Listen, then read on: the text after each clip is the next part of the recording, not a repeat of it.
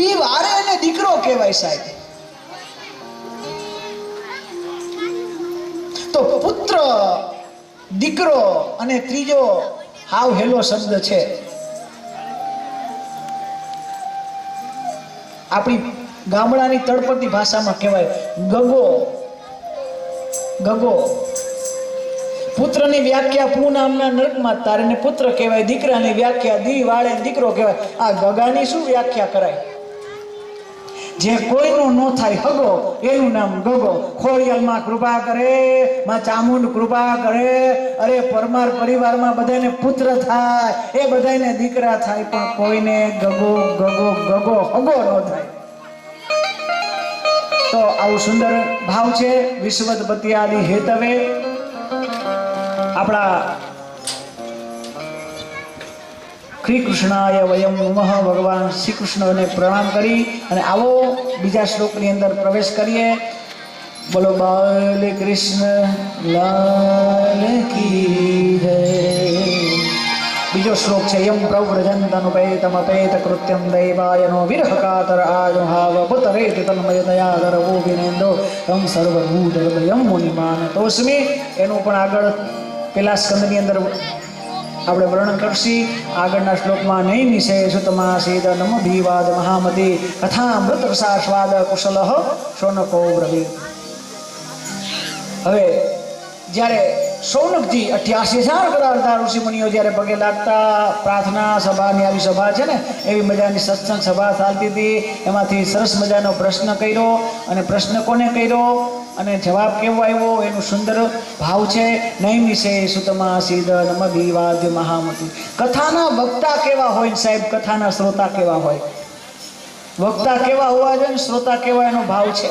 કથા મૃત રસાસ્વાદ કુશલ અને વક્તા કેવા મહામતી. વક્તા મહામતી હોવા જોઈએ અને શ્રોતા કુશળ હોવા જોઈએ. સાંભળવામાં છે ને કુશળતા? હે, સાંભળવામાં કઈ કુશળતા ખરી? આવીને બેસી જાઉં, કાન તો ખુલ્લા રાખ્યા છે, સાંભળે રાખું. સાંભળવામાં કેવી? આપણે કથા સાંભળતા નથી આવડતું. લ્યો, આપણે નથી આવડતું. કેમ કથા સાંભળાય નથી આવડત સાહેબ?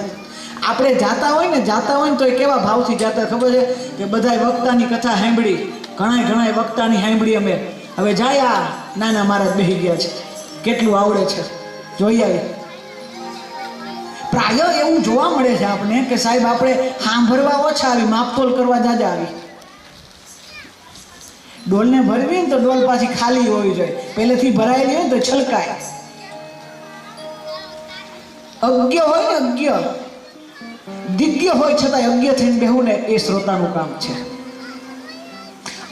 અજ્ઞ હોય, દિગ્ય હોય છતાં અજ્ઞ થાવ, એટલે કે ભરેલા હોય તો ખાલી થઈને આવો પહેલેથી. હજી તો કેટલાય તો બિચારા શ્રોતા જેવા હોય ને, મહારાજ ની આગળ થતા જતા હોય. હજી તો મહારાજ પાછળ હોય, ત્યાં તો આગળ ઓલા બાજુ ઠોહ માન કે હવે મહારાજ આ બોલશે, હવે આ આવશે, હવે આ ઠોહ મારી મને કહેતા હોય. અમારી આગળ છે. જેમ ભજનમાં મંજીરા આગળ જતા હોય ને, એમ અમારી કથામાં શ્રોતા આગળ. હા, ઈ ગા ઓલા મંજીરા વાળા તો ઓલા બિચારાનું તબલું ને કે બોલા કાંઈ ઓલા ગાયક તો બિચારો ક્યાંય આ કરીને બેઠો હોય ત્યાં તો ઢણમણ કરે. મેં તો એક મંજીરા વાળા હુતા પગમાં વગાડતા. આવાય કારીગર. હા, અમે જોયું છે. આ કલાકાર છે સાહેબ. એક આપણા ભજનીક થઈ ગયા, નામ મને નથી ભૂલાઈ ગયું છે, સુરદાસ હતા. એમની એક સંગીત પ્રત્યેની નિષ્ઠા સાહેબ તમને કહું કે એ જ્યારે ભજન ગાતા હતા ને, ત્યારે એને પાછળથી ચાલુ ભજને કંઈક એકાદ ભજન પૂરું થયું ને ચાલુ ભજન ચાલુ આંખે આંધળા હતા. અને એ મંજીરાવાળાને કીધું કે તું જે મંજીરા વગાડસ ને, એ ડાબા હાથનું તારું જે મંજીરું છે ને, એક તારું તૂટેલું મંજીરું છે. આ નિષ્ઠા, કર્મનિષ્ઠા તદાશ્રયા યથા ચિત્તમ પ્રસિદ્ધતિ. તમે જે કરો ને 100% દિયો. તમારું જે કરો, ચાહે શાક વગાડતા હોય 100% દિયો ને, હંજવારી કાઢતા હોય તો 100%. આપણે કઈ સચિન તેંડુલકર જ નથી થવું અને બધા થાય નહીં, પણ જે કાર્ય કરો ને, તમને ભગવાન જે કામ, એમાં 100% દિયો સાહેબ. તો કથા સાંભળવી એ બહુ મહત્વની. કેવી રીતે કથા સાંભળવી છે? આ દુનિયામાં એવો એક પણ વક્તા દેખાડો મને કે જે હનુમાનજી મહારાજને કથા સંભળાવી શકે. હનુમાનજી મહારાજને કથા, કારણ કે આ દુનિયામાં સૌથી મોટામાં મોટા શ્રોતા કોઈ હોય તો હનુમાનજી મહારાજ છે. વર્ષોથી આ કથા સાંભળે છે અને કેવા કુશળ છે. પ્રભુ ચરિત્ર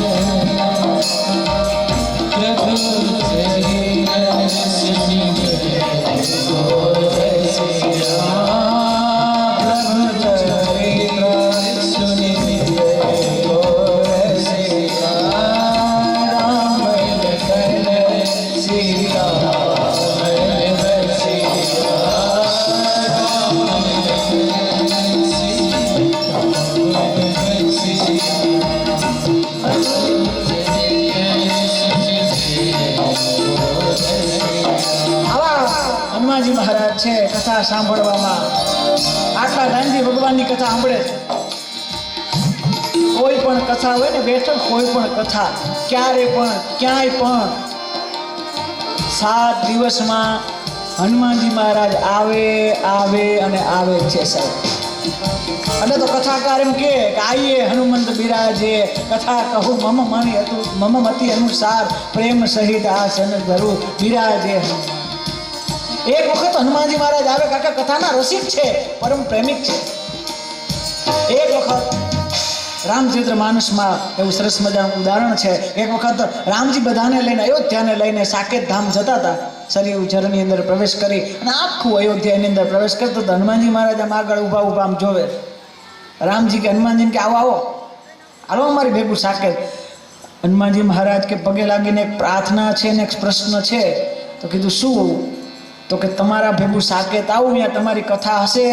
રામજી કે ના, ત્યાં હું તો હઈશ પણ મારી કથા નહીં હોય. હું તો હઈશ તો કે આવું આપણો પ્રોગ્રામ કેન્સલ, કારણ કે તમારી જ્યાં કથા ન હોય ત્યાં હું ન હોઉં. જ્યાં તમારી કથા હશે ત્યાં જ હોઈશ. આટલા કથાના પ્રેમના હનુમાનજી મહારાજ છે. સાકેત ધામ સ્વયં રામને મૂકીને એ કથા સાંભળવા માટે આવે. વિચાર કરો. એટલે તો ત્યાં ન ગયા ને એટલે 7 ચિરંજીવીમાં હનુમાનજી મહારાજ આવે છે. એ કથાના રસિક છે. અને ખાલી રસિક એટલે કે શ્રોતા નથી, વક્તાય છે. ખાલી રસિક એટલે સાંભળવાના નહીં, પણ એવા શ્રોતાય પાછા છે.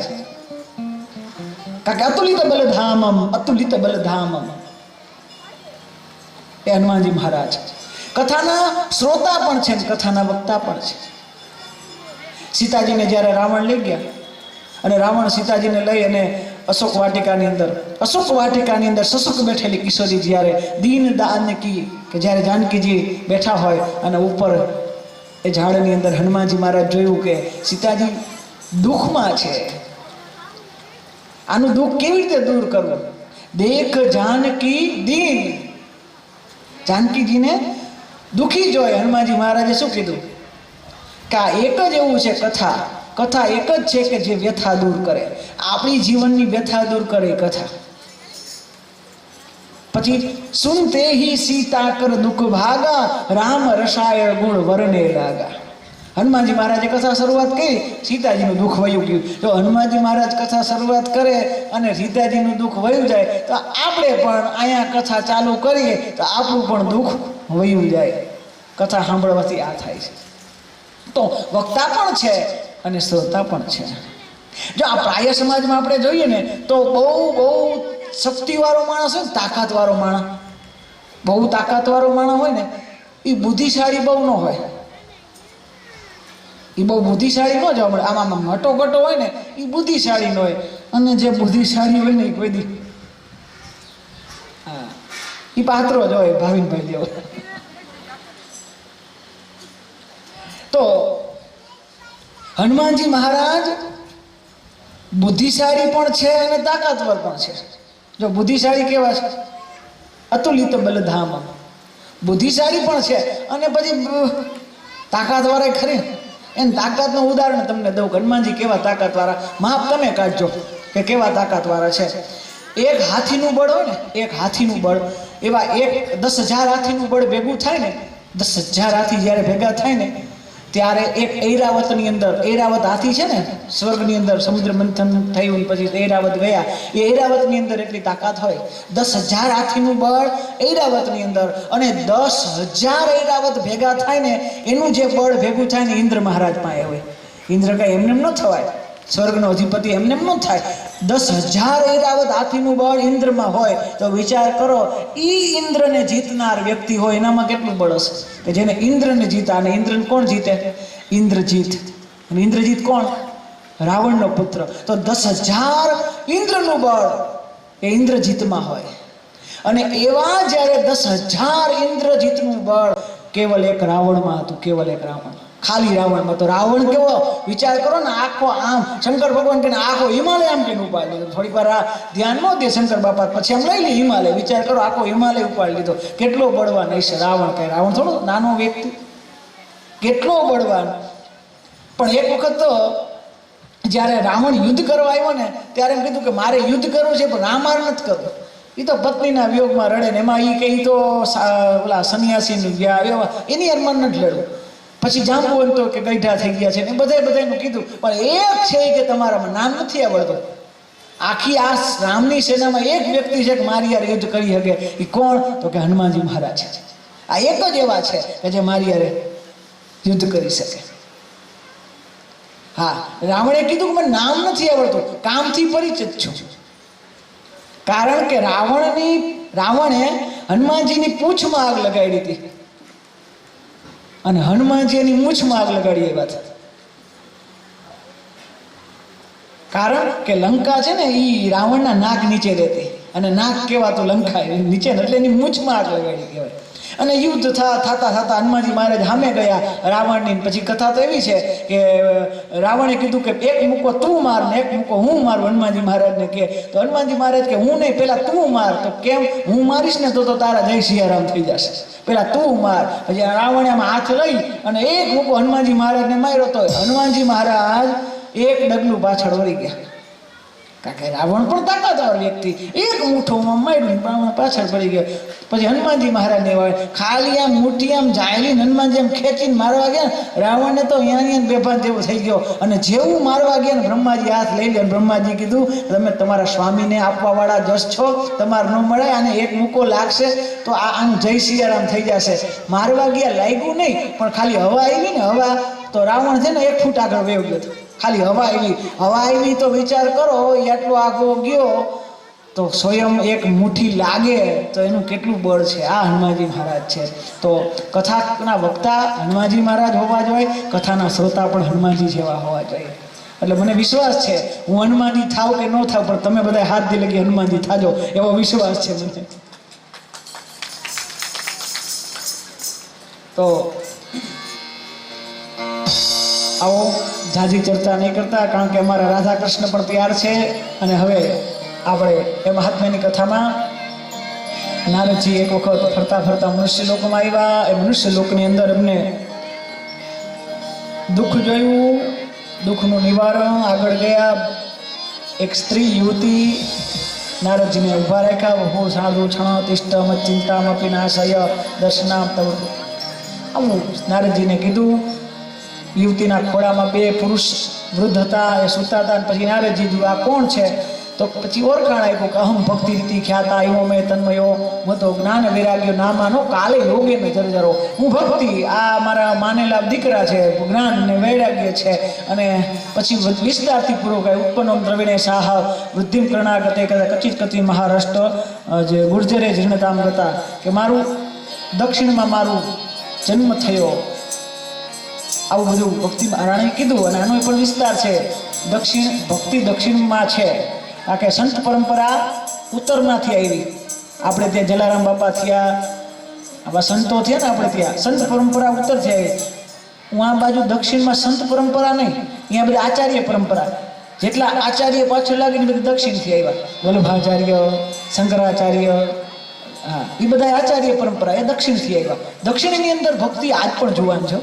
હા, આ તમે બેઠા ને એમ પછી એ લોકો કથા સાંભળવા ન બે, ત્યાં તો કામ નહીં, જેવા તેવા વક્તાનું કામ નહીં. દક્ષિણમાં જઈને કથા કરવી એ બહુ અઘરું છે, કરાય જ નહીં. અને કરો તોય પછી તમારે, હા, બેનો ભાગવતજીનો ગુટકો લઈ બેહે, સવારે પારાયણ થાય, પહેલા દિવસનો જે ક્રમ હોય, જ્યાંથી જ્યાં સુધી શ્લોક શ્રોતા બોલ્યા હોય ને એનું જ ટ્રાન્સલેટર એ કરી શકે વક્તા. આવી પરંપરા છે દક્ષિણમાં. સંસ્કૃત પચાવવું અઘરું છે, હેલું થોડું છે. એક જગ્યાએ કથા બેઠી હતી ને 1 દિવસ 2 દિવસ 3 દિવસ 4 દિવસ થયા, મહારાજ કંઈ બોલે નહીં. રોજ વ્યાસપીઠ આવીને બેહે ને આમ પગે લાગે, બધાને આમ જય શ્રી કૃષ્ણમાં બોલે નહીં, આમ પગે લાગે, પછી આમ ધ્યાનમાં બેસી જાય, બેહે બધાને સામું. પછી કેટલાય 200 જણા આવ્યા હતા પહેલે દિવસે કથા સાંભળવા, બીજે દિવસે 100 આવ્યા, ત્રીજે દિવસે 50, ચોથે દિવસે 25, પાંચમે દિવસે 10, છઠ્ઠે દિવસે 5, સાતમે દિવસે 1 જણો બેઠો હતો. 100માંથી 7મેથી, કારણ કે જેને પૂછો કે મહારાજ કાંઈ બોલતા છે ને, બિચારા બેઠા છે, એ બહેન હું બહેન બધા ઘરના કામ કરી. કોઈનો એક જ વ્યક્તિ બેઠો હતો, અને 7મે દિવસે વ્યક્તિ બેઠો હતો, અને એને જોઈને વક્તાને એટલો આનંદ આવ્યો, અને એવી કથા કહી, એટલી એ કથા જ્યારે ચાલુ હતી ત્યાં જ શ્રોતાના આંખમાંથી પાણી નીકળવા માંડ્યા, રડવા માંડ્યો, એટલો રડે. જ્યારે શ્રોતા એનું પોતાનું વક્તવ્ય પૂરું કરીને પગે લાગીને કીધું, તું રડસ કેમ? તો કે તમારી આટલી મધુર વાણી છે, આટલી જ્ઞાન સભર વાણી છે તમારી, આવી વાણી અમારા ગામને લાભ મળ્યો. તમે છેલ્લે દિવસે કથા કરી, એમને પહેલે જ દિવસે કથા કરી હોત ને તો આખા અમારા ગામને આનો લાભ મળે. એનું રોડું છે, એનું મને રોવું આવે છે કે તમારા આ જ્ઞાનથી, ભગવાનના ભાવથી આ બધા વંચિત રહી ગયા, એ ન પી રહી ગયા. ત્યારે વક્તાએ સરસ મજાનો જવાબ આપ્યો કે જે લોકો 6 દિવસ સુધી મારું મૌન ન પચાવી શક્યા, એ 7મે દિવસે મારી વાણી ન પચાવી શકે. સાહેબ, જે મૌન પચાવી શકે ને એ જ વાણી પચાવી શકે, નકર એમને એમ લઈ જાય. મૌન પચાવતા શીખીને પછી વાણી પચાવી. એ તસ્માન પરમ કિંચિદ મન શુદ્ધેન વિદ્યતે. કારણ કે ભાગવત એમને ન મળે, કારણ કે જન્માંતરે ભવેત પુણ્યમ તદા ભાગવતમ લભેત. જન્માંતરે ભવેત પુણ્યમ, એમને ભાગવત ન મળે. જન્માંતરનું પુણ્ય હોય. એવું જરૂર ન માની લેતા કે અહીંયા માંડવો થઈ ગયો ને આપણે આમંત્રણ આપી દીધું, આ લોકોએ આયોજન કર્યું ને આપણે આવી ગયા, એમ ન માનતા કે તમે એમને આવ્યા છો. આ તો જન્માંતરે ભવેત પુણ્યમ તદા ભાગવતમ લભેત. જન્માંતરોના તમારા પુણ્ય ભેગા થયા છે ને તો એ તમને સાંભળવા, અરે કથા કરવાનું તો પછી વાત છે, એ તો કદાચ હોય કે ન હોય નસીબમાં, પણ સાંભળવાનો અવસર હોય ને એ તો ભાગ્યશાળી કહીએ કે. હમણાં ઓલી આના પહેલાની કથા ને એના પહેલાની કથાની સ્મૃતિ મને યાદ આવે. હમણાં તો એ ઋષિનું નામ લખ્યું, એટલે નામ લખ્યું છે કારણ કે એકલા નહોતા એવા, હારે કોકને લેતા આવતા હતા કે હાલો સત્સંગ થાય છે, હાલો હાલો તમે હાલો, બધાને તેડતા આવતા. એકલા ન આવે, કારણ કે એકલા ખાય ને ગાલ પચોડીએ થાય, એકલા આવે ને બે ગાલે ગાલ પચોડીએ થાય. એટલે કથામાં આવતા હોય ને ત્યારે એક જણા તમે આવો ને, તમારી યાર એકને લેતા આવો ને એનું ઘણું બધું પુણ્ય છે. કાલ તમે એકલા ન આવતા, એકનો હાથ પકડી લઈ આવજો, એ 7 દિવસ સુધી તમારા હિસાબે ભાગવત સાંભળશે ને એનું અડધું પુણ્ય સીધું તમને મળી જશે. કારણ કે આંગળી ચીંધવાનું પુણ્ય હોય ને તો આંગળી ખેંચીને લેવાનું પુણ્ય હોય છે, એ પુણ્ય છે. તો ઋષિનું નામ આપ્યું, પહેલું એટલે નામ આપ્યું છે. કથા ચાલુ થઈ અને સંત કુમારો જ્યાં સંકીર્તન ચાલુ કર્યું, અને સંકીર્તન એટલે શ્રી કૃષ્ણ ગોવિંદ હરે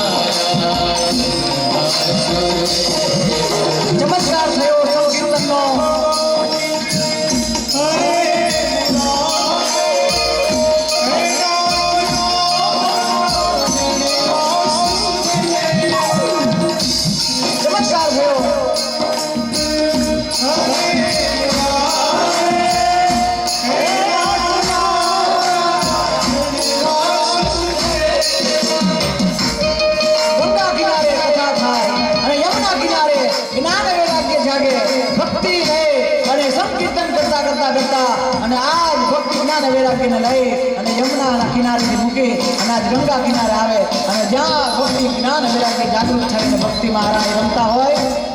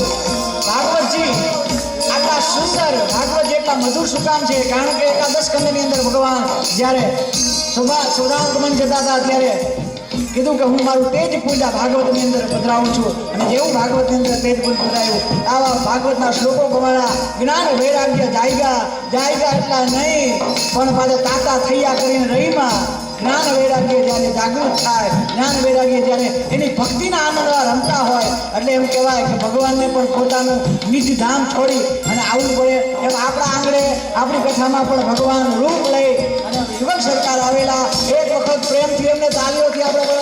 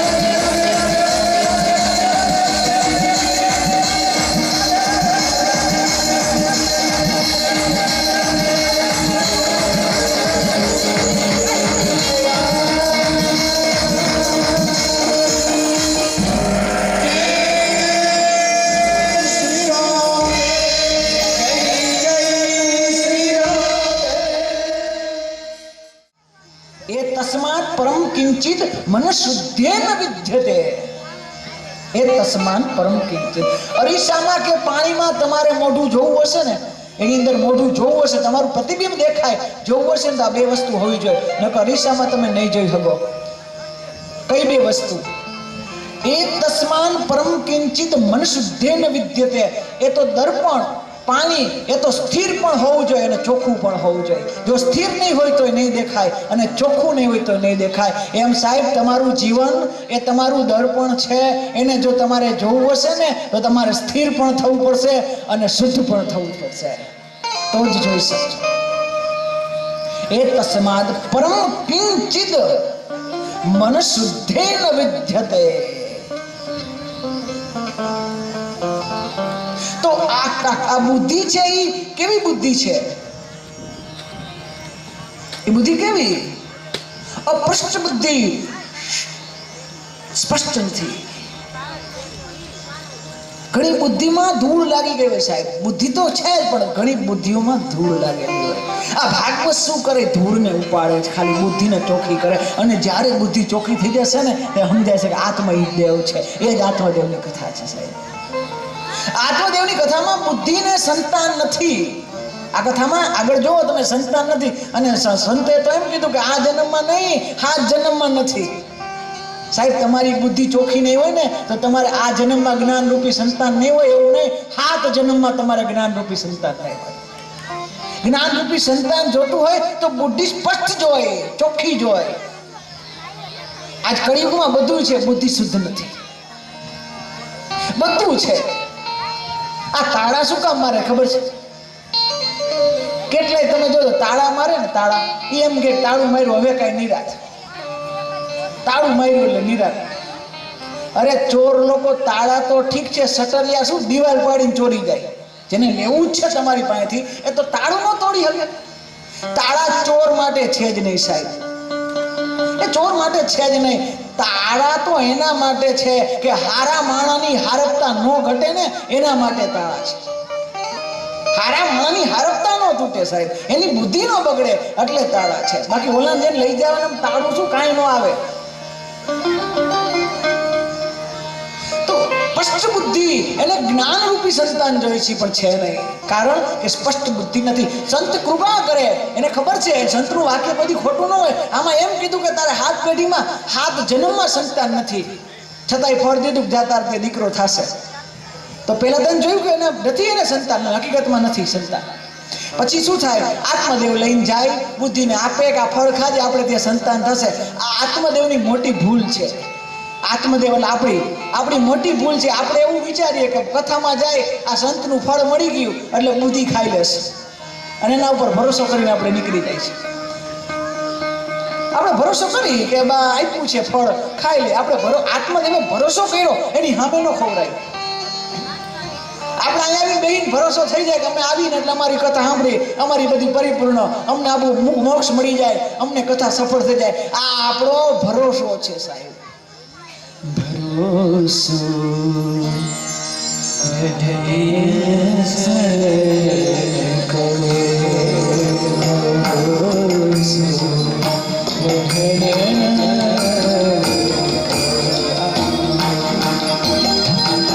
ભરોસો હોય સાહેબ.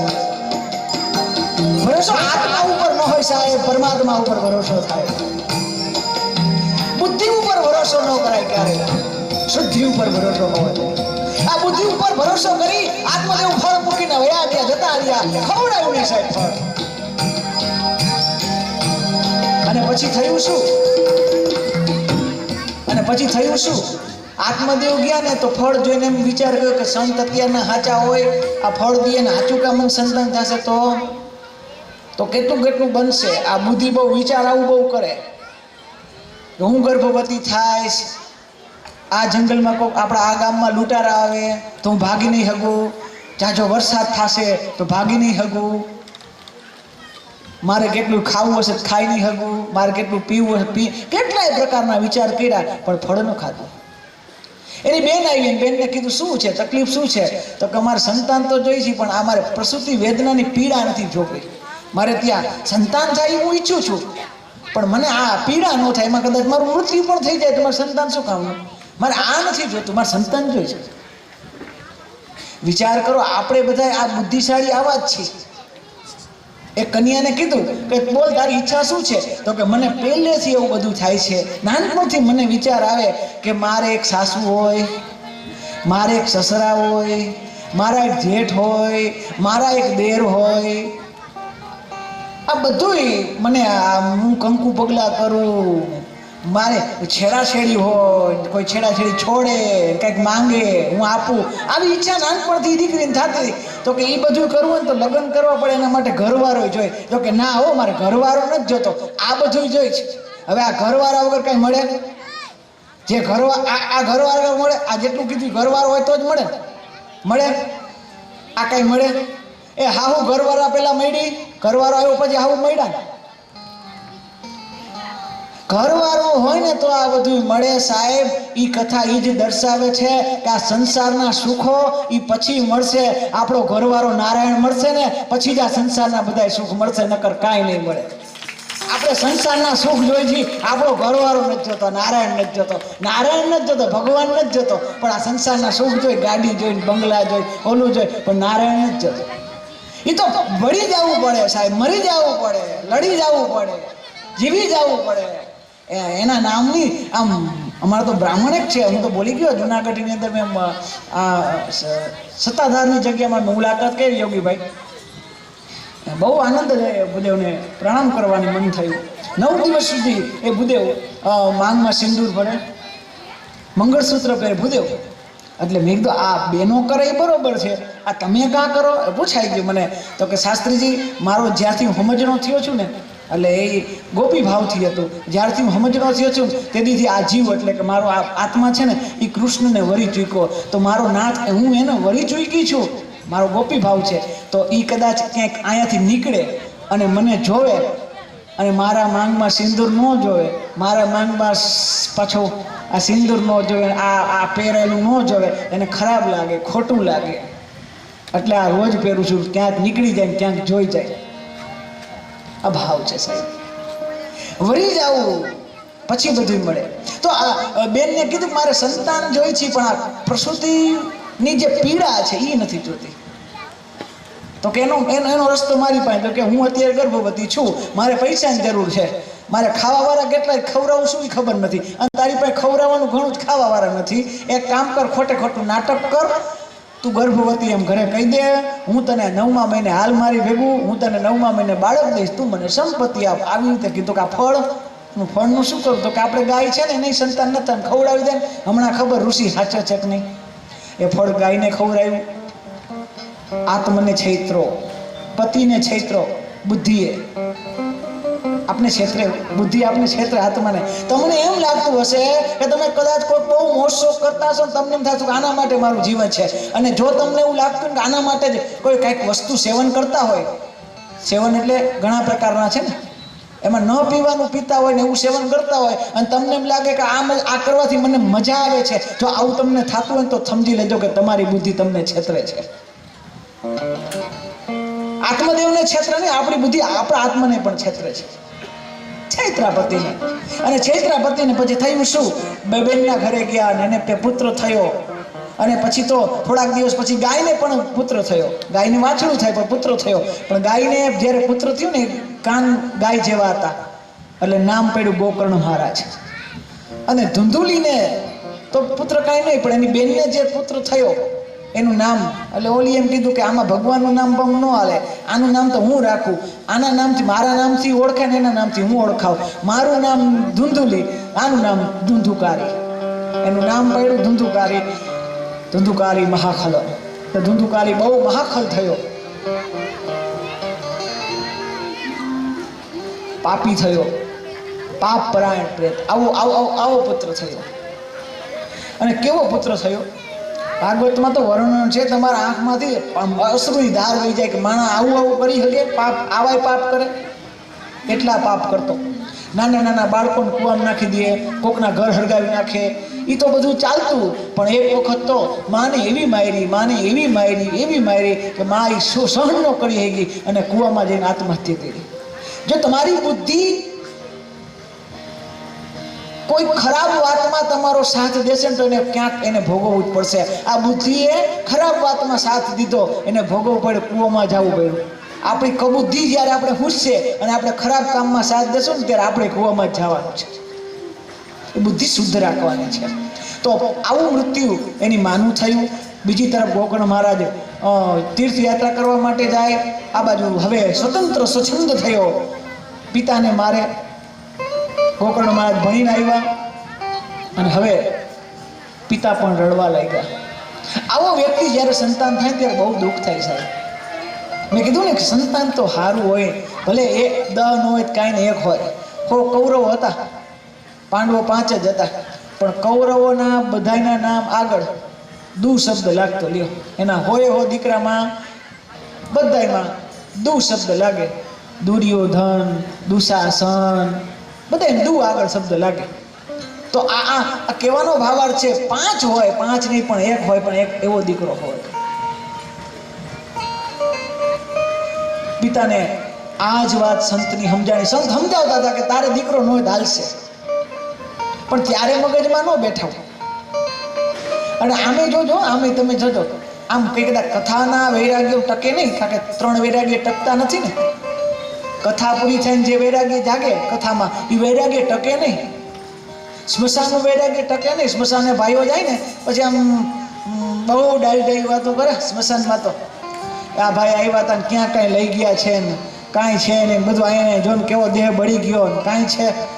એ એવું વૈરાગ્ય જાય ને પછી ઘરવાળી નાથનો જેવો ચા પીવે ને બધું એ વૈરાગ્ય પૂરું થઈ જાય. તો કથાનું વૈરાગ્ય, સ્મશાનનું વૈરાગ્ય, મૈથુનનું વૈરાગ્ય ટકે નહીં. એ ક્ષણિક હોય. અને જો ટકી જાય તો જીવનમાં એના જેવું બીજું કઈ ઉત્તમ નથી. સંતે કીધેલી વાત મગજમાં ન બેઠી. સંતે કીધું દીકરો ન હોય તો સારું, અમારે ક્યાં છે, જો અમે સાધુ સંત છીએ, અમારે ક્યાં દીકરા છે, અમે મોજથી રહી છીએ. તો આવું સંત જ્યારે કહેતા ત્યારે વાત મગજમાં ન બેઠી. પણ આ જે દીકરાના હાથની લત ખાધી તો એ સંતની વાત યાદ આવી. ઘણી વખત ગળે કાંઈ ઉતરે નહીં. કઠણ ખોરાક હોય ને એ ગળે ન ઉતરે. આ બધાને ખબર છે કે કોઈ જમતું હોય ને ત્યારે કોળો હોય ને તો એ આમ છોકરાને ગળે અટકી ગયે, એ ઉતરે નહીં. પછી કરતો હોય ને એટલે પછી માં ઊભી થાય, કાં તો હાથ ફેરવે કાં પછી પાછળ ધબો મારે. એ ધબો એવું હોય ને કાં તો અંદર ઉતારી દે કાં બહાર કઢાવી નાખે. આ કંઠમાં રહી જાય ને એની તકલીફ. ઉતરવી જોઈએ. વાત તો સારી જ છે સાહેબ, આ ઉતારવાની જ વાત છે, એનું જ મહત્વ છે. તો સંતની વાત ત્યારે મગજમાં ન ઉતરે, અને આમે કથાની વાત કથામાં મગજમાં ન જ ઉતરે સાહેબ. એ તો અનુભવ થાય ને. આમ તો હવે કે આ સંસારમાં સત્ય શું છે ને છેલ્લે શું આવવાનું છે બધાને ખબર છે. એક ભાઈ વિદેશ જતા હતા. વિદેશ જવાનું થયું, 15 દી અગાઉ પાસપોર્ટ, એની તૈયારી.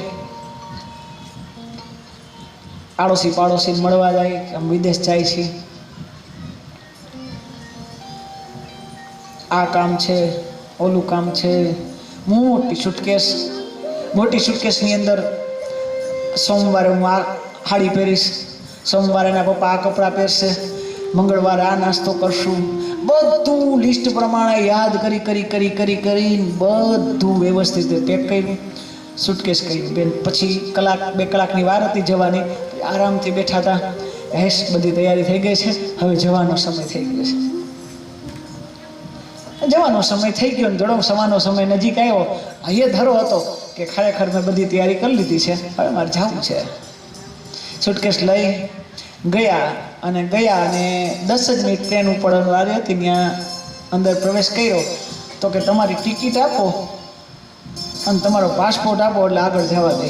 કારણ કે વિદેશ જવું હોય ને તો પાસપોર્ટ પહેલાં જોઈએ, અને પાસપોર્ટને ટિકિટ ન હોય ને ત્યાં લગી વિદેશ ન જઈ શકે. તો 1 મહિનાથી ભાઈ તૈયારી કરતા હતા. એટલી તૈયારી કર્યા પણ જે પાસપોર્ટ ને જે ટિકિટ જોતી હતી એ જ ભૂલી ગયા. 1 મહિનો અગાઉ તૈયારી હાલતી. ઓલું નાખ્યું, આ નાખ્યું, બિસ્કિટ નાખ્યા, બધું નાખ્યું, પણ ટિકિટ ભૂલી ગયા. આ તમને સાંભળીને કાંઈ લાગતું નથી, એ બીજા કોઈની વાત નથી, તમારી ને મારી છે. આપણે જ્યારે વિદેશ યાત્રા કરવા માટે જાશું ને, છેલ્લી અવસ્થા એ વિદેશ યાત્રા જ્યારે જાશું ને, એરપોર્ટ ઉપર એટલે સ્વર્ગના દરવાજે ટિકિટ માંગશે કે તમને મોકલા હતા અંદર પ્રવેશ કરવાની ટિકિટ, કંઈક સારું કામ કર્યું તો આખી સુટકેસ દેખાડશો, અમે તો આ ભેગું કર્યું ને આ ભેગું કર્યું, છૂટકે એ સુટકેસ કાંઈ નહીં કામ આવે, ત્યાં લગી પ્રવેશ નહીં કરે જ્યાં લગી આપણી પુણ્ય રૂપી આપણે ટિકિટ નહીં દેખાડી. સાહેબ એની વ્યવસ્થા એટલે આ ભાગવતની વ્યવસ્થા છે સાહેબ, એ આ ટિકિટનું કામ છે. તો આમ વાત મગજમાં ન બેહે, વૈરાગ્યની વાતો આમ મગજમાં ન બેહે, પણ દીકરા હોય ને દીકરાને પરણાવ્યા હોય, એ પરણેલા પછી એવા હરખ થતા હોય, ઓહો મારી વહુ મારો પગ દાબશે ને મારી વહુ મારો માથું દાબશે, પણ એને કોણ ખબર હોય કે તારી વહુ તારું ગળું દાબશે. કારણ કે દુખે દાબે, તમે જાજુ બોલતા દીધું કે દીએ દાબે, એમાં ખોટું શું?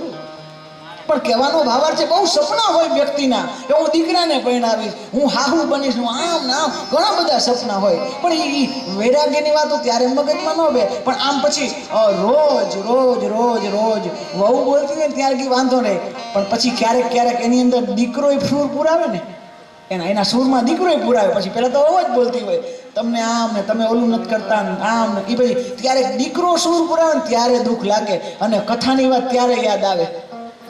એટલું દુઃખ લાગે, એટલું દુઃખ લાગે, બધું પડતું મૂક, એક વાર આ સંસાર નકામો છે, હવે હું સમજી ગઈ છું, અને આમ સમજી આ 4 કીર્તા લઈ હાથની અંદર લઈ અને પછી સીધા રામજી મંદિરે, રામજી મંદિરમાં જેવા બહેનો સત્સંગ કરતા હોય અને સત્સંગ કરતા કરતા માજી કે આ તો મારો વારો, મારે ગાવું છે, એટલે બધા એમ જ થાય કે હમણાં માજી કંઈક આમ કીર્તન ઉપાડે, હમણાં માજી કંઈક ઉપાડે, અને માજી તરત જ ઉપાડે, કોઈનું નથી રે,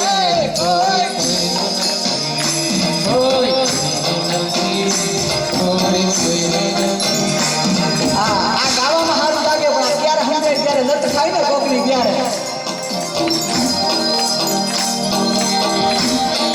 આ બધા થાયકા મથી મથી, આ મારો દીકરો ને આ મારી વહુ ને. મેં કીધું ને આ વૈરાગ્ય બહુ ટકે નહીં, થોડીક વાર હોય પછી જ્યારે સત્સંગ પૂરો થાય ને પછી આપણે થાય શું ખબર, ઘર સાંભળે પછી કંઈ જાજી વાત મંદિરમાં હોય ને 2 કલાક સત્સંગ થાય, પણ ધીમે ધીમે ધીમે ધીમે ડરતા ડરતા પગલાં, ધીમે ધીમે એમ બેહે, ચડેલું મોઢું હોય, સામેવાળાનું ચડેલું હોય, પણ ધીમે ધીમે ધીમે એ પછી છોકરાને છોકરો નનકડો એ આવતો, બા તમે ત્યાં ગયા હતા, બા તમે ત્યાં ગયા હતા, તેને પછી પણ પડખે લઈને કે તારા વગર હું અધૂરી અને મારા વગર તું અધૂરો, બધું વૈરાગ્ય એક કર. પકડે સાહેબ વૈરાગ્ય. હું એમ નથી કહેતો કે બહુ કથા સાંભળીને આપણે વૈરાગ્ય છૂટી જાય, એમને પણ આ તો પછી કળિયુગ છે, એ તો પકડે ખરી, પણ એટલું ખરી કે આપણે કથાઓ સાંભળીને કાંઈ બધાને વૈરાગ્ય તરફ જતા એટલે કાંઈ બધું સંસાર મુકાવાની વાત નથી, પણ એટલું તો જરૂર કહી શકીશ, એટલું વૈરાગ્ય તો હોવું જોઈએ કે જ્યારે ઓચિંતી કે ક્યારે પણ આ આયુષ્ય છત થાય, પૂરી થાય, અને પછી મારો જ્યારે રામ એ શ્યામ ઘનશ્યામ જ્યારે લેવા આવે ને ત્યારે આપણે હરખથી એની પાસે જાય, એ બોલાવે તેનો હાથ પકડીને ત્યાં જાય, અને પછી આ યાદ ન આવે ને એના માટે કથા છે, લ્યો એના માટે કથા છે. હા, એને કેટલાય એવા પ્રેત થાય ને ધંધુકારી જેવા, હું અહીં હખે જ ન રહેતા ને અહીંયા ન રહેવા દે, લ્યો કેટલાયની કુંડળીમાં શ્રાપિત આવે એટલે એમ કે તમારો પ્રેત દોષ છે, હું અહીં પ્રેત ભટકતા હોય ને અહીંયા ભટકાવા દે, એટલી માયા મમતા રાખે ઘર મૂકી દે. તો ધંધુકારીનું આવું જ્યારે વ્યક્તિત્વ, બાપને લત મારી, બાપ નિરાશાવાદી, ગોકર્ણ મહારાજ પાસે જાય, ગોકર્ણ મહારાજ સમજાવે, પિતા આ બધું તો સંસારમાં છે, એ તો રહેવાનું જ છે, પણ સાચું શું છે? આમે વનમાં ગયા પછી શું કરાય? વનમાં જવાની વિધિ છે, ગોકર્ણ ગીતા એક વનમાં જવાની વિધિ છે. અર્જુન ગીતા, ગોકર્ણ ગીતા છે ને, એમાં ગોકર્ણ ગીતા છે. ગોકર્ણ ગીતા જેના 2 શ્લોક છે, 1 શ્લોક ગાઈએ આપણે, અને પછી આપણે આ કથાને આરતી તરફ લઈ જઈએ.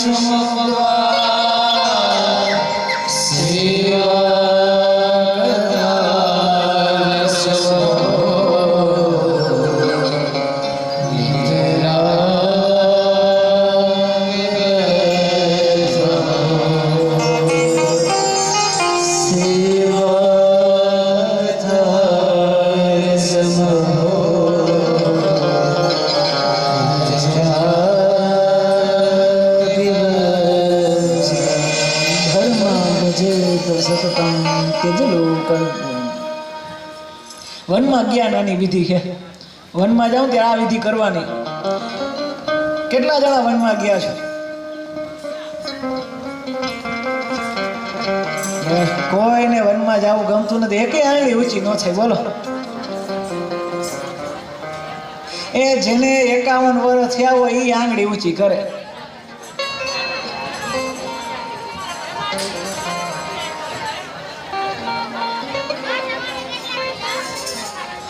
હું જોઉં છું અહીંયા જોવાય છે 60 વર્ષના માજી હાથ ઊંચો નથી કરતા. લે એને હજી જવું નથી.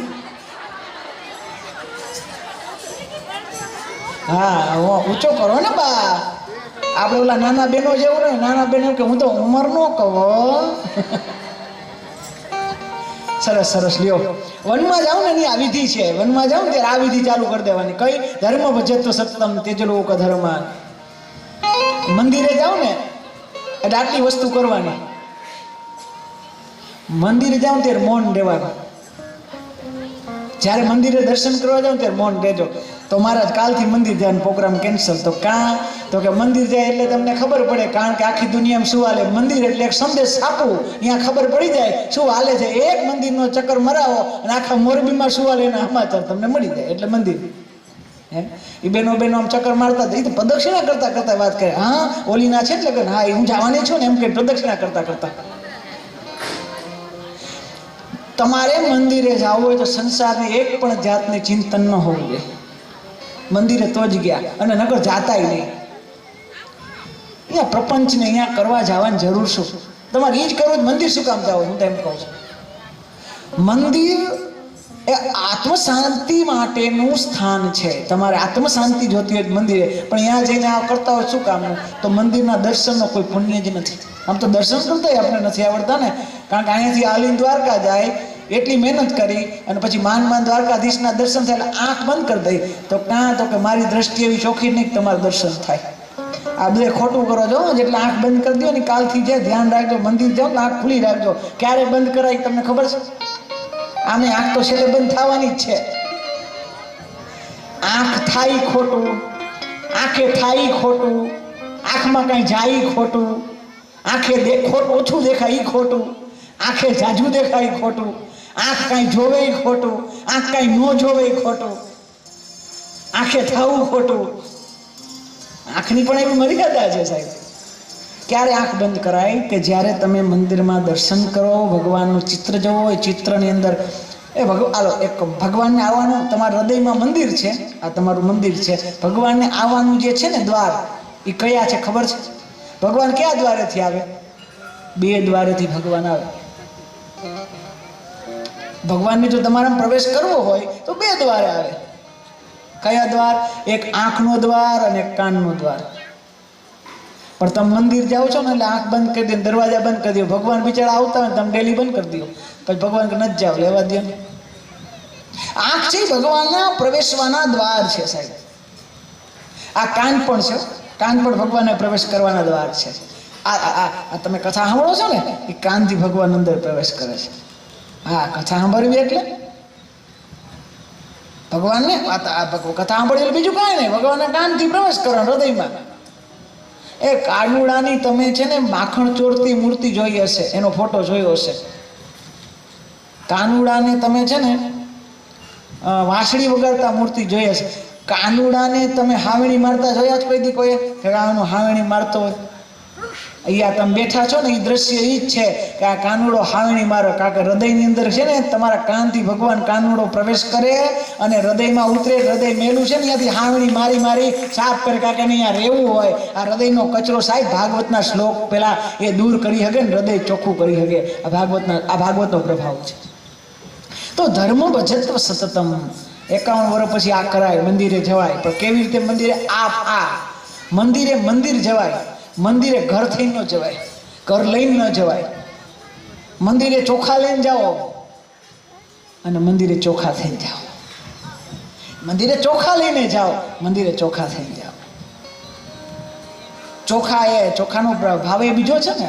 ખેર એની ચર્ચા નથી કરવી આપણે. તો મંદિર આવા પ્રપંચ ન હોય. 51માં ગયા પછી બીજો પણ એક છે ઓછું જાજુ સાંભળવું ને ઓછું બોલવું. 51નો જબરદસ્ત નિયમ છે. જાજુ સાંભળવાનું અને બોલવાનું બહુ ઓછું. આ જેટલાને માથાકૂટ થાય છે ને એ ઓછું સાંભળે છે ને બોલે જ જાજુ એટલે જ થાય છે. હા, સંયુક્ત કુટુંબમાં રહેતા હોય ને પછી કોકનું નામ દઈને કે ઓલાએ મને ફલાણે આમ કીધું તું, તમારા વિશે ચર્ચા કરતા હતા. આમ તો હું તમને કહું, મને તો ના જ પડી કહેવાની, પણ મને તમારા પ્રત્યે હું તો સાચીને કહી દઉં. હા, તમને કહું છું, પણ તમે કોઈ બીજાને ન કહેતા હો, તમને મારા હમ છે. પછી એ બીજાને એમ કે હું તમને મારા હમ છે.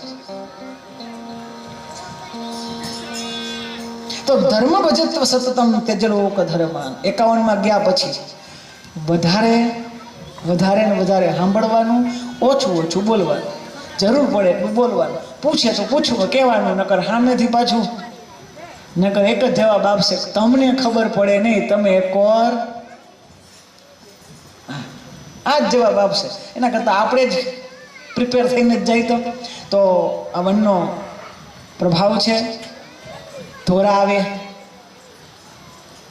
એટલે પછી વિચારવાનું. જનકજી વિચાર્યું હતું ને, ધોરા આવ્યા પછી કેવું વિચાર્યું હતું કે હવે મારે આ બધી મોહમાયા મૂકવી જોઈએ. એમ એને એ વિચારતા, આપણે નથી વિચારતા.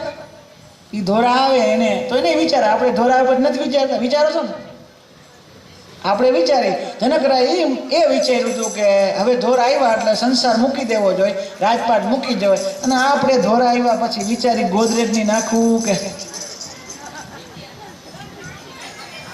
ગાર્નિયર નેચરલ રખે આપકો સદા જવા. ગાર્નિયર આ કંપની મને છે ને જે બધી એડવર્ટાઇઝિંગ કરે ને એ હારે ના જે સ્લોગનો ને મને બહુ ગમે. એ બધા બહુ મોસ્ટ ઇમ્પોર્ટન્ટ હોય. એક મોતીના દાણા, જે ભાગવતના શ્લોક મોતી જેવા છે ને એના જેવાય. વીમા કંપનીનું સ્લોગન છે એક, જિંદગી કે સાથ ભી જિંદગી કે બાદ ભી. કેવું જબરદસ્ત સ્લોગન છે. જિંદગી કે સાથ ભી જિંદગી કે બાદ ભી. આ વડાફોનનું પણ છે. વડાફોનમાં એક નાનકડું ગલુડિયું છે, તમે જ્યાં જાઓ ત્યાં પાછું આવે. સેમસંગનું એક છે slogan, we care your future.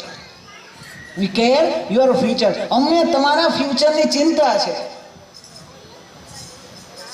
આ બધા શ્લોક મને ભાગવતના લાગે. એ સ્લોગન એ ભાગવતમાં નીકળ્યા, કારણ કે આ બધા સ્લોગન આમાં જ છે. તો ખેર ચર્ચા નથી કરવી જાજી. આમ ગોકર્ણ મહારાજની સુંદર એવું ગીતા ઉપદેશથી પિતાને લાગી આવ્યું, બધું મૂકી, પ્રપંચ મૂકી અને હવે આગળ ભગવાનના રસ્તા ઉપર જાય. આ બાજુ ગોકર્ણ મહારાજ પણ નીકળ્યા, આ બાજુ સ્વચ્છંદ બનેલો ધંધુકારી હવે પાપરાયણ વધારે કરવા માંડ્યો. 5 ગણિકાના ચક્કરમાં પડ્યો, ચોરી કરી, રાજાના દરબારમાં ચોરી કરી અને ગણિકાએ એમને માર્યો. એનો જીવ નહોતો જતો. મોઢાની અંદર હળહળતા કોલસા ગરમ, આપણે કહીએ દેતવા કહી, એ મોઢામાં નાખ્યા, ગળા ફાંસો આપ્યો, આવી તેનો જીવ ગયો. બ્રાહ્મણ હોવા છતાંય એને અગ્નિ સંસ્કાર ન થયા. એના જ ઘરમાં એની દફન વિધિ થઈ. ભયંકર પ્રેત થયો. આ બાજુ ગોકર્ણ મહારાજને સમાચાર મળ્યા. ગોકર્ણ મહારાજે ભાઈની બધી ક્રિયા બધી કરી અને ગયા જઈને શ્રાદ્ધ કર્યું. એક દિવસ ગોકર્ણ મહારાજ એના ઘરની અંદર વિશ્રામ કરે અને પ્રેતનો અવાજ આવ્યો. ગોકર્ણ મહારાજે પાણી છાંટ્યું અને પ્રેતને વાચા મેળી અને કીધું કે મુક્તિ ગયા શ્રાદ્ધ 17 આપી મુક્તિ મેં ભવિષ્યથી. તું એક નહીં 100 ગયા શ્રાદ્ધ કરીશ ને તોય મારી મુક્તિ ન થાય, કારણ કે મેં એવા પાપ કર્યા છે. પાપ પ્રાણ પ્રેતને પણ મુક્ત કરે, ગતાર્થને કૃતાર્થ કરે. હે સાહેબ, પ્રેતને દૂત કરે,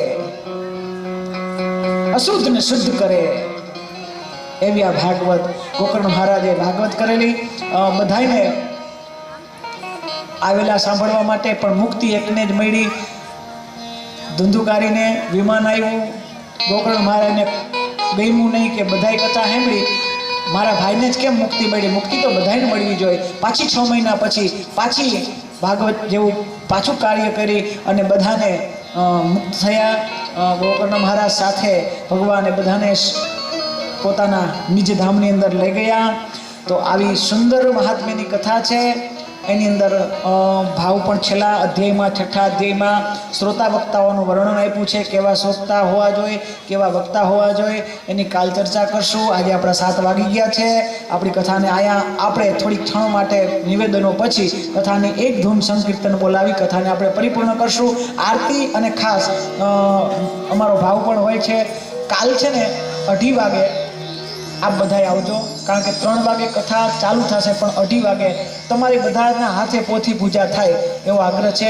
અને જે આજે કોઈ પોથી પૂજા ન કરી હોય એને લાભ. અને આમ જો આપણે 7 દિવસ થોડુંક આમ જોઈ લે, આપણે આયોજન કરી લઈએ કોઈ પણ કામ, આપણે અનુક્રમણિકા હોય એ બાંધરણ હોય કે અનુક્રમણિકા એટલે ક્રમ મુજબ અનુક્રમ ચાલે, એને અનુક્રમણિકા ક્રમ મુજબ ચાલુ છે, એટલે વાંધો ન આવે. આ 6 દિવસની કેવો ક્રમ હશે હું તમને સમજાવી દઉં. 2:30 વાગે તમારે પોથી પૂજા કરવાવાળાને ઉપર આવીને પોથી પૂજા કરી લેવાની. કદાચ ભૂદેવ હોય ન હોય આપણે પગે લાગી પ્રદક્ષિણા કરી લેવાની. ભાગવતજીની પ્રદક્ષિણાનું ઘણું બધું મહત્વ છે. પદે પદે એવા ઘણા બધા શ્લોકોનો અર્થ છે, અને ખેર ચર્ચા નથી કરવી. પ્રદક્ષિણા કરવી ખાસ ભાગવતની પ્રદક્ષિણા કરવાથી ઘણું પુણ્ય મળે.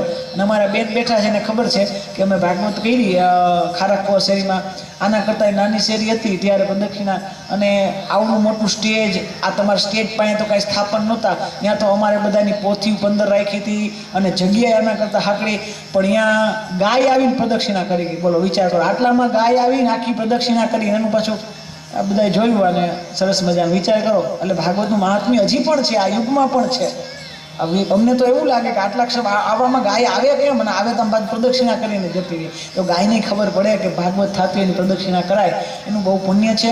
2:30 વાગે આવી પ્રદક્ષિણા કરજો, પૂજા કરજો, એનો ક્રમ રહેશે. પણ 3 વાગે જ્યારે વ્યાસ શાસનથી અહીંયાથી કાંઈ પણ વાણીની શરૂઆત થાય તે પછી કોઈ પણ વ્યક્તિએ આ સ્ટેજની મર્યાદાનું ધ્યાન રાખવાનું. કદાચ કોઈ અંગત પણ હોય, અરે યજમાન પરિવાર પણ હોય, તો એને ખાસ સૂચના છે કે પૂછ્યા વગર સ્ટેજ ઉપર ચડતા નહીં. ખાસ નમ્ર નિવેદન છે. તમારી લાગણીને હું માન આપું છું, પણ વ્યવસ્થાની ખાતર કોઈને અહીંયા ઉપર આવતાને જેમનું નામ લે એ બધા આવજો. જેમની નામ પૂજાથી જેનું કરવાનું છે એ બધાને મારા વિરલભાઈ નામ લેશે, એ વિરલભાઈ નામ લે એટલા જ આવજો. ભલે ને આપણે હાવ અંગત પણ મારા જાણીતા હોય તો એને પણ ખુશ. ખાસ જે ઉપર આવે એની વ્યવસ્થા, કારણ કે આમ જગ્યા નાની છે એટલે બીકે બહુ લાગે છે મને, એટલે આમ બહુ.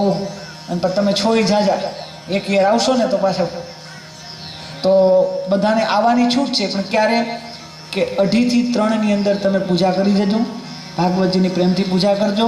અમારા ઋષિકુમાર આવી જશે, તમને વ્યવસ્થિત રીતે પૂજા કરાવશે. 2:30 થી 3 આપણો પૂજાનો ક્રમ રહેશે. રાઈટ 3 વાગે અહીંયાથી આપણું અમારા સંગીત વૃંદથી અમારું સરસ મજાનું સંગીત વૃંદ છે એ પોતાની સરસ્વતી આરાધના સારું કરશે. રાઈટ 3:15 વાગે મંગલાચરણ પરિપૂર્ણ થઈને 3:30થી આપણી કથા પ્રારંભ થઈ જશે. રોજનો આ ક્રમ રહેશે. 7 વાગે આપણી કથા પરિપૂર્ણ થાય. વચ્ચે જે ઉત્સવ ઉજવવાના છે એ બધા ઉત્સવ વ્યવસ્થિત ઉજવાઈ શકે એના માટે જો આ સાઉન્ડ છે ને એની પાછળ પછી કાલથી બેઠક વ્યવસ્થા કરશું. આયોજકોને ખાસ નમ્ર વિનંતી કે આ સાઉન્ડ પછી સાઉન્ડ સુધી તો કોઈ નહીં, એક વ્યક્તિને અંદર બેસવાનું નથી, આપણા ઘરના હોય તો નહીં. એ સાઉન્ડ પછી નીચે ગાડલાની વ્યવસ્થા કરાવી દેજો આપ, પછી ખુરશીઓ સોફા અને પછી પણ આગળ બધા ગાડલા. તો એ વ્યવસ્થા કાલ શું કરશું. ચાલો આજની કથા આપણે ભગવાનના ચરણમાં અર્પણ કરી અને ભાગવતજીને પ્રણામ કરી 1 મિનિટ માટે હરિનામ સંકીર્તન કરી અને આપણે આજની આરતી થાય તે પછી બધાને પ્રદક્ષિણામાં આવવાનું છે, પણ લાઈનથી. અમારા પરેશભાઈ છે ને એ લાઈન કેવી રીતે હાલશે એની વ્યવસ્થા અમારા પરેશભાઈને ભાઈ તમે કરજો. અહીંયાથી આવી પ્રદક્ષિણા કરીને અહીંયાથી જતા રહીએ એવી વ્યવસ્થા કરજો. श्री भागवत भगवान की है आरती, श्री भागवत भगवान की है आरती, पापियों को पाप से है तारती। श्री भागवत भगवान की है आरती, पापियों को पाप से है तारती। पापियों को पाप से, पापियों को पाप से, पापियों को पाप से, पापियों को पाप से श्री भागवत भगवान की है आरती, पापियों को पाप से है तारती। श्री भागवत भगवान की है आरती, पापियों को पाप से है तारती।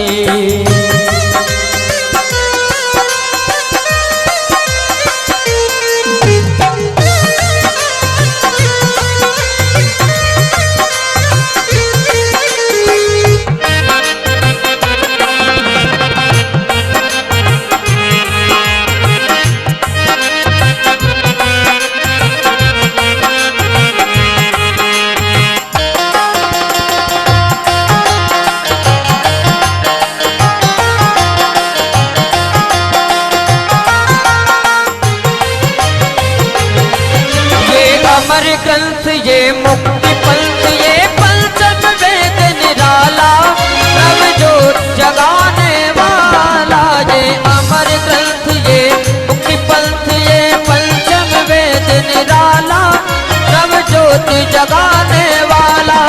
हरि नाम यही हरि धाम यही, हरि नाम यही हरि धाम यही, जग के मंगल की आरती। पापियों को पाप से है तारती, श्री भागवत भगवान की है आरती। पापियों को पाप से है तारती।